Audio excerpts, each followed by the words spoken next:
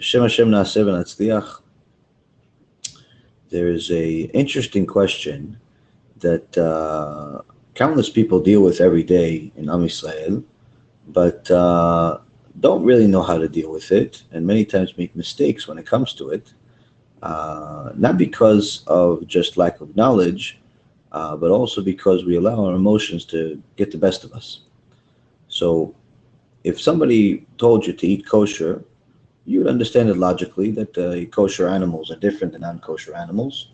You'd understand logically that kosher slaughter is very different than the non-kosher killing.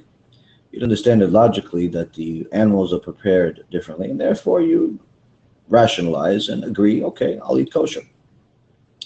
If somebody told you you're forbidden to be with your wife during a period of the month when she's Niddah, you'd understand logically this is not a appropriate period to be together. No problem.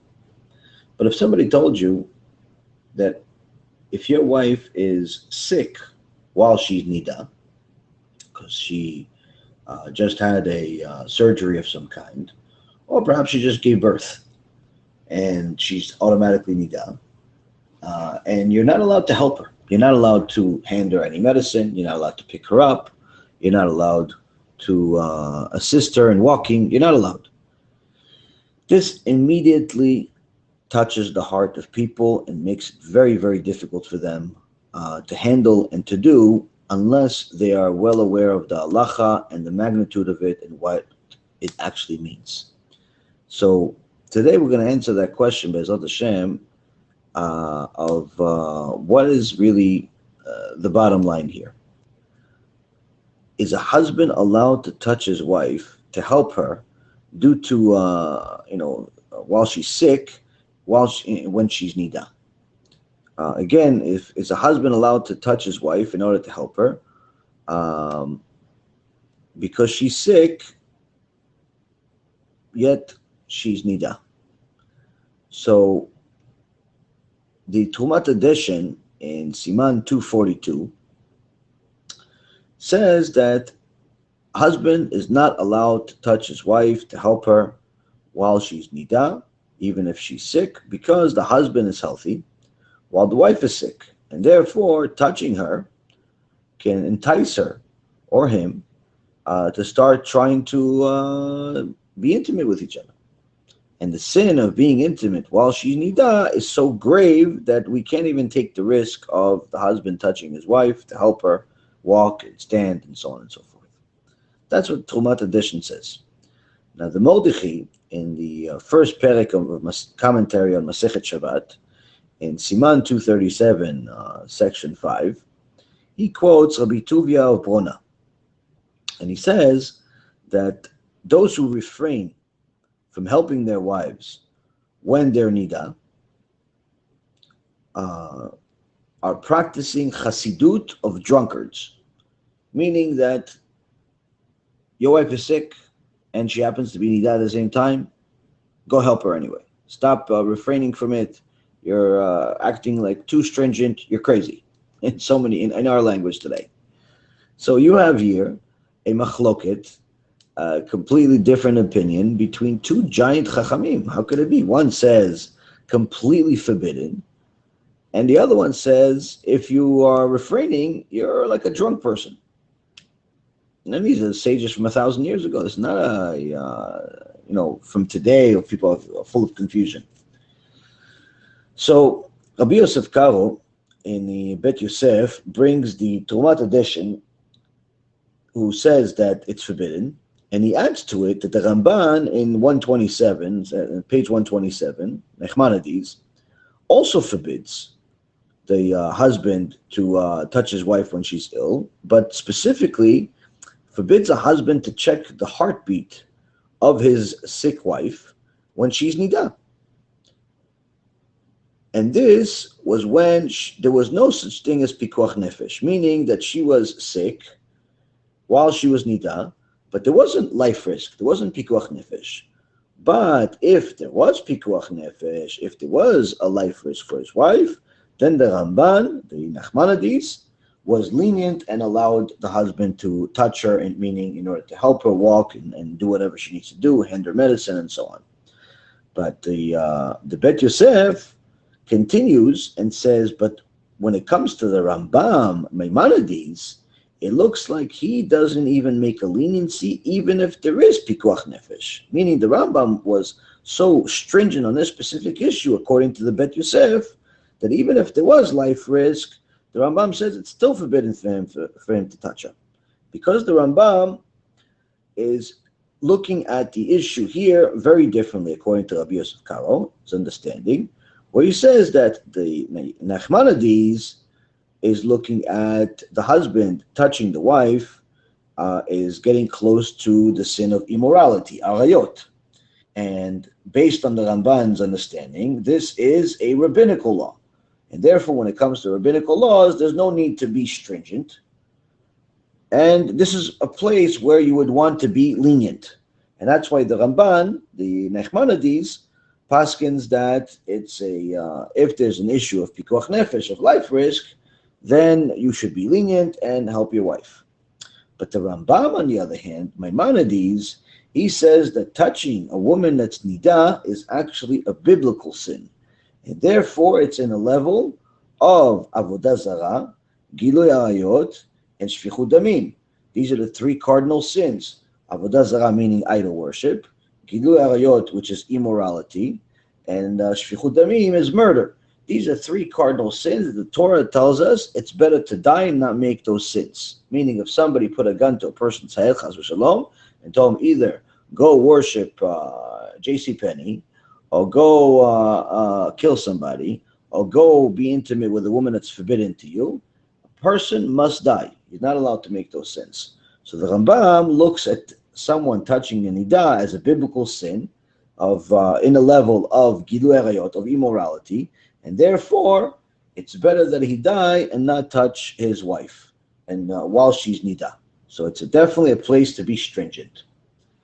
Now, the Shach comes later in Siman 195, Seif Katan 20, and he also brings the Bet Yosef, Rabbi Yosef Karo's opinion of the Rambam, and his Bet Yosef's understanding of the Rambam, saying that it's a biblical sin, but he disagrees with the Bet Yosef.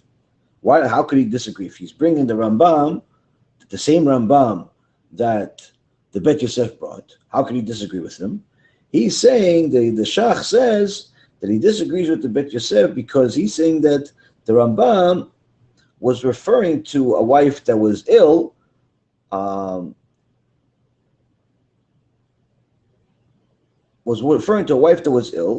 rather that the husband was touching her in a lustrous way, meaning he wasn't touching her to help her. He was touching her for other reasons. So that's why the Rambam forbid it. But if the talking about a life risk where there's no issue of lustrous, he says that the Rambam surely would allow it. And therefore the Shach says that the Rambam would surely allow a husband to touch his wife for the sake of medical help. So here we see that the what we've gotten so far is there is a doubt in regards to the opinion of the Rambam, and there's a doubt in regards to the opinion, a safek, in regards to the opinion of the Shulchan Aruch. And there's also a clarifying idea by the Shach. So what's the actual halacha? What is the bottom line here? Rabbi Chaim Palaji, in his Sefer Ruach Chaim, in Yoreh De'ah, Siman 195, Seif Katan 7. He writes, I was asked if one's wife, who's at the time Niddah, was also ill, was also sick, and was given medicine by a doctor, and at a time that she doesn't have fever, meaning that there's no life risk here, but she has to take this medicine. Is it permitted by her husband to check her pulse via her chest? That's how they used to check the pulse, in order to make sure that she's not feverish, or to give her the medicine, from his hand to her hand. That's what Rabbi Chaim Palaji says. He was asked, if a wife that's Niddah is sick, and but not at a stage of life risk, is she allowed to accept medicine directly from a husband, or is a husband allowed to check her pulse? So Rabbi Chaim Paladi says the following. That's the answer. He says, if the husband has the ability to get his wife a nurse or any type of female helper, then it's forbidden for him to touch her based on the psak of the Tumat Adeshin, the first one that we mentioned. Tumat Adeshin was stringent about it, says you're not allowed to touch your wife. Says if he has the ability to get her a nurse, then he's forbidden from touching her, and he has to get her a nurse. But and also the same, he also quotes the Bet Yosef. But if he doesn't have the ability to get her a nurse because he can't afford it, or he's at a place where it's not possible to get her help, then you can rely on the sages who are more lenient at the hour of urgency, Shat Dachak, as the Rama wrote.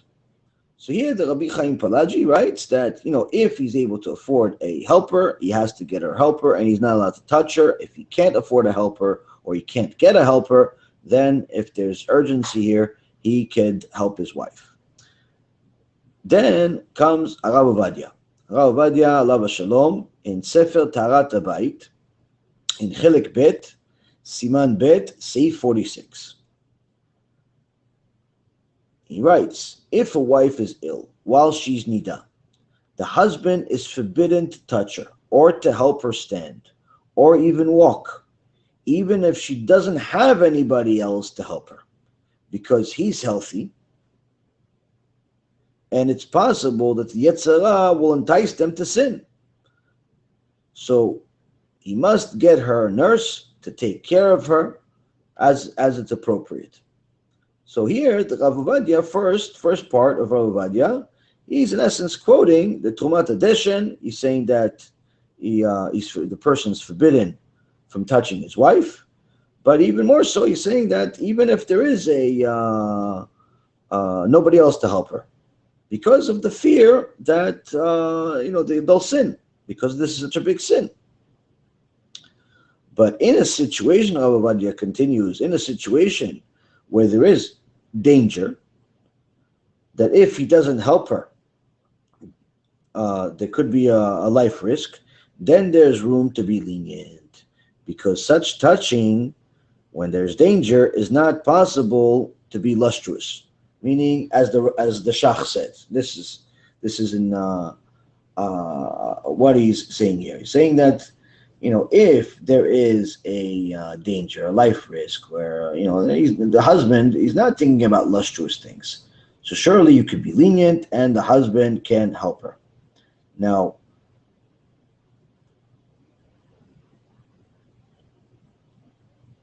a woman that's a Niddah and ill at the same time, but also is in danger, there's a pikuach nefesh, and the doctor said to put specific medical cream on her, and there's no one else other than a husband to do it. It's written in the Meshiv Halacha, section 1, first chapter, section 50, that you have to be lenient and allow it to happen. Meaning, in the first section, Ovadia says, when there's no issue of pikuach nefesh, when there's no issue of life risk, even if there's no help, he's not allowed to touch her. But if there is a life risk, then there is room to be lenient. The second section is saying that if there is life risk, then again, you have to be lenient if there's nobody else to help her. So what's the total conclusion? What's the bottom line that everybody's been waiting for? A couple of major points. According to everyone, all of the poskim, anytime a husband can afford to bring a helper, a nurse, or somebody to help his wife, then he must bring her the helper, and he's forbidden from touching her, because he can get somebody else to do it. Therefore, there's no permission for him to do it. But if there is life risk, then there's leniency. But if there is no danger, if there's no danger, then there's leniency. If there is life risk, then it is allowed. Then it's allowed. Again, I'll conclude it again just in case I misworded it. It's 5 o'clock in the morning right now. Everyone agrees that any time the husband can afford to bring a helper, can afford to bring a professional helper or even a friend or whatever it is, another female that can help his wife, then he must. And if he can't afford one, he can't afford to bring a helper, but there's no danger, there's no life risk, then it's not allowed. But if there is life risk, then it's allowed. So here we see that everyone agrees to bring the helper, but if the husband is stingy and he doesn't want to pay a helper to come, or he hates his wife, or he's just a crazy person, then he needs to know that he's still forbidden from touching her. Why? Because you can get somebody else to do it. But if there is a life risk, then he can actually do it himself. So that's the bottom line. A person needs to know, if your wife just gave birth, you have to get her a helper. Today, Baruch Hashem, it's not so hard to get a helper, whether professional or family. Usually the mother of the wife is more than happy to help. Sometimes the mother of the husband, sometimes both, sometimes a good friend or a sibling, whatever it is, get somebody to help. Don't play with fire. Why? Because we see here from the poskim, even though there's different opinions here, we see here from the poskim that they all agree that this is fire. You can't play with this. You can't play with this to such an extent that some of the poskim says that even if there's a life risk, you shouldn't touch her. So a person needs to know that touching your wife when she's niddah, it's a very, very big deal. Needless to say, when she's not ill, meaning if she's ill, it's already a big deal, and many poskim say you're not allowed to touch her anyway. But you should understand from this that when she's not ill and she's niddah, you're completely forbidden from touching her. You're not allowed to sleep in the same bed. You're not allowed to hand each other the children. You're not allowed to hand each other anything. Why? Because she's niddah. And Hashem wanted to make sure that we understand that during that time, you're supposed to get spiritually connected to your wife. Talk to her, learn Shulei Torah with her. No problem. That's fantastic. But as far as touching, as far as sleeping in the same bed, as far as sitting right next to each other on a couch, things like that, you're playing with fire. Not just regular fire, but lava. So hopefully this Shiur Halacha gave you some more understanding of Dat Torah when it comes to this particular issue, and will help us, B'ezrat Hashem, get closer to HaKadosh Baruch Hu by removing ourselves from any dangers of sins and getting ourselves closer and closer to the mitzvot that HaKadosh Baruch Hu wants us all to fulfill. Chazakim u'buchim, may Hashem bless you, and Shabbat Shalom.